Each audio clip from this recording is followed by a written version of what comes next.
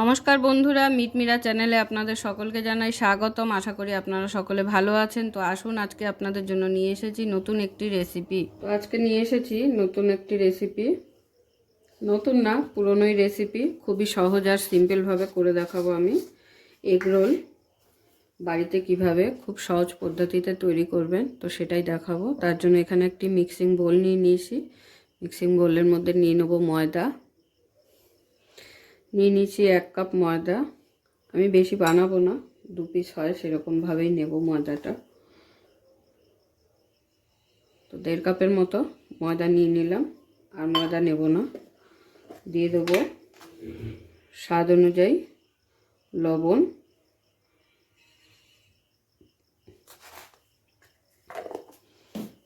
এবারে দিয়ে দিচ্ছি সাদা তেল, ময়ামটাকে ভালো করে করার জন্য।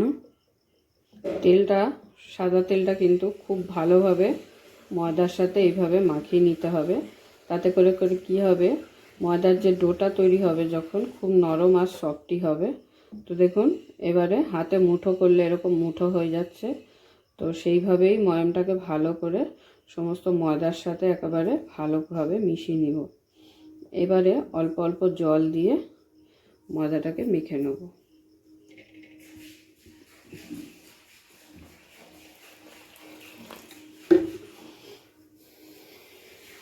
তো দেখুন, ময়দাটাকে খুব সফটলি মেখে নিয়েছি। এর মধ্যে এখন আমি একটু সাদা তেল দিয়ে একটু চটকে মেখে নেব। এতে করে কি হবে, একটু সফট হয়ে যাবে ময়দা মাখাটা।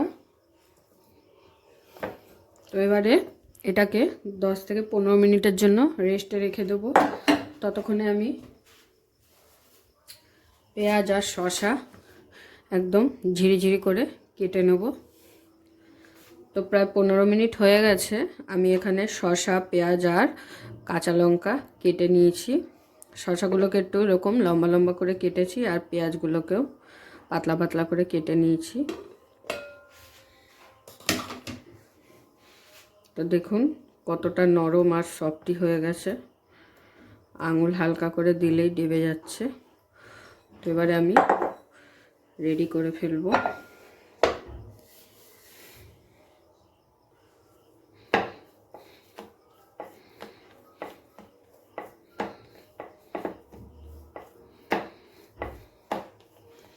প্রথমে এরকম বড় বড় করে 3টে ভাগ করে নেব।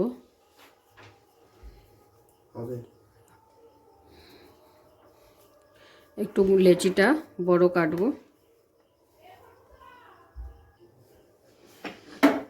তো লেচিটাকে এরকম সুন্দর গোল করে এবার একটু বেলে নেব।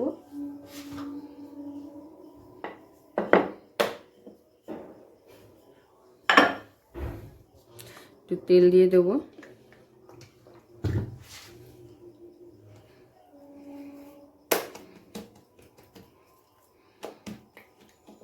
একটু বড় করেই বেলে নিলাম।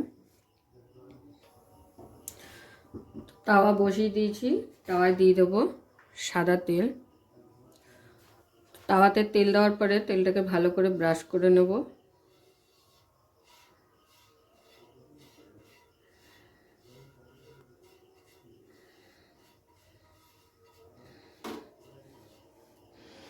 এরপরে পরোটাটা আগে প্রথমে ভেজে নেব এপিট ওপিট।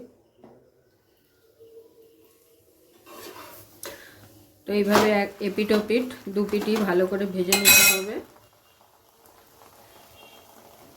ওই পিঠটা ভেজে নেওয়া হয়ে গেছে। তো এই পিঠে আর একটু তেল ব্রাশ করে দিচ্ছি আমি। এর উপরে এখন যেহেতু ডিমটা দেব, একটা ডিম আমি ফাটিয়ে নুন দিয়ে মাখিয়ে নিয়েছি।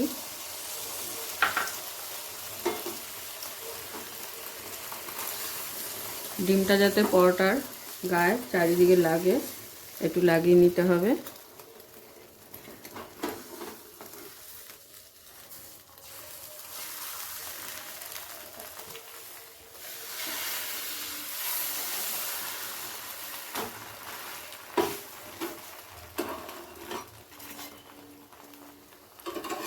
তো দেখুন, দেখতে কিন্তু খুব সুন্দর হয়েছে। এরপরে আমি পরে রেডি করে দেখিয়ে দিচ্ছি।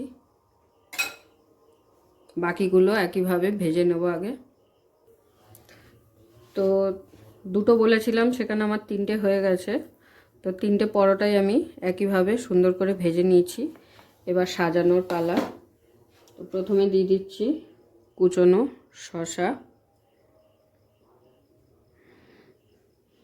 তারপর দিয়ে দিচ্ছি কুচনো পেঁয়াজ। এটা কিন্তু একদম ঘরোয়া আর সিম্পলভাবে আমি করে দেখালাম আজকের রেসিপিটা এগরোলের।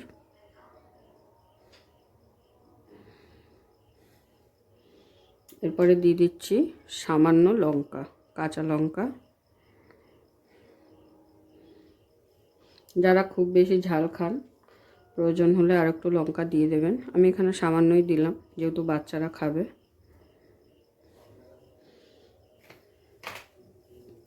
এরপর দিয়ে দেব চিলি সস,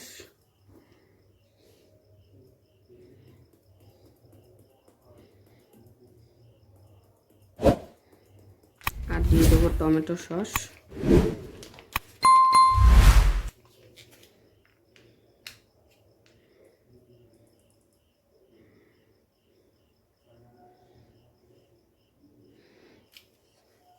তাহলে আমার এগরোল কিন্তু একদম রেডি। এখানে আমি দুটো সাদা পেপার নিয়ে নিয়েছি এগরোলটাকে মোড়ানোর জন্য।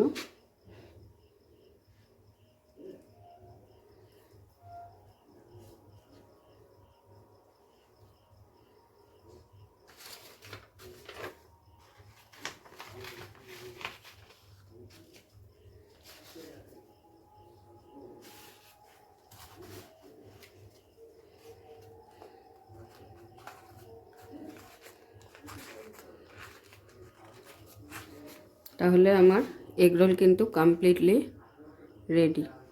তো একইভাবে সবগুলোকে আমি এক এক করে সাজিয়ে নেব। তো আমার ভিডিও কারা কে কোথা থেকে দেখেন একটু যদি কমেন্ট করে প্লিজ জানান, তাহলে খুব খুশি হব। আমি অনেক আশা নিয়ে ভিডিও করি, আর আপনাদের কমেন্টের আশায়ও থাকি। কমেন্ট করতে আমার খুব ভালো লাগে। তো প্লিজ কমেন্ট করে অবশ্যই জানাবেন কে কোথা থেকে আমার ভিডিও দেখছেন, সেটাও কমেন্টে জানালে ভালো হয়। তো আজকের এই এগরোলের রেসিপি আপনাদের কেমন লাগলো অবশ্যই কমেন্ট করে সকলে জানাবেন।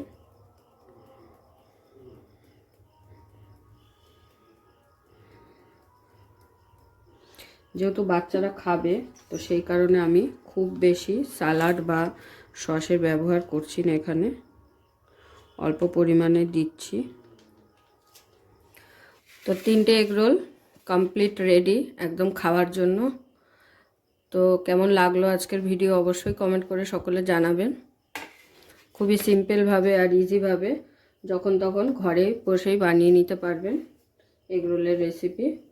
তো সেইভাবেই আমি করে দেখানোর চেষ্টা করেছি। খুব অল্প উপকরণ আর একদম কম সময়ে ঝটপট যাতে তৈরি করে ফেলতে পারেন।